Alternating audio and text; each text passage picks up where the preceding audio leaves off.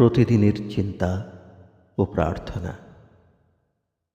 5ই March দিনের প্রধান চিন্তা। সাধুত্বের চর্চা করিয়া এবং আপন চেতনাকে বদলাইয়া মানুষ সত্যিই নিজেকে সদ্রূপ সম্পন্ন করিতে পারে। মুখস্থ করা যায়, তুমি যবে রহ দূরে, এই গৃহ আমার হয় যে শীতার্ত আঁধারময়। জ্যোতিহীন তোমা বিনা এ অন্তরের আলোক আমার। স্পন্দনবিহীনে জীবন মোর, যবে তুমি ছাড়ো মোর গৃহ।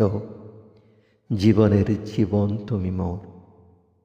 তাই প্রভু, যাচি আমি করিয়া সঞ্চিত সকল শপথি, যাহা তুমি দিয়াছ আমারে, ত্যাজিবে না মোরে কহু, এই মিনতি করি চরণে তোমার। উপদেশ। যখন আমরা উন্নত সত্তায় নিজেদের গড়িতে শিখি, তখন আমাদের হৃদয় ভগবানের সঙ্গে মিলিত হইয়া যায়। শ্রী ভগবানের সহিত মিলিত না হইলে আমরা নিজেরাও কখনো সুখী হই না বা অন্য কাহাকেও সুখী করিতে পারি না। তিনি যে আমাদের পরম আত্মীয়, এই ভাব থাকা চায়। সেই পরম পুরুষের সঙ্গে আন্তরিক সম্পর্ক স্থাপন করিয়া তাহার সঙ্গে আমরা ঘনিষ্ঠতা অনুভব করিব।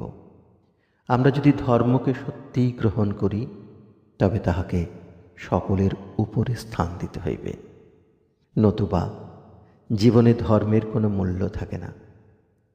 মানুষকে নিজের পায়ে দাঁড়াইতে হইবে এবং প্রমাণ করিতে হইবে যে সে নিজের বরণীয় আদর্শের প্রতি অনুরাগী এবং একনিষ্ঠ। প্রার্থনা। আমার ভিতরে আধ্যাত্মিক আকুলতা জাগ্রত করো প্রভু। আমি যেন অক্লান্তভাবে সত্যের সন্ধানে আগ্রহী হই। সমগ্র হৃদয় মন দিয়া যেন আমি ভগবানের সেবা করিতে পারি।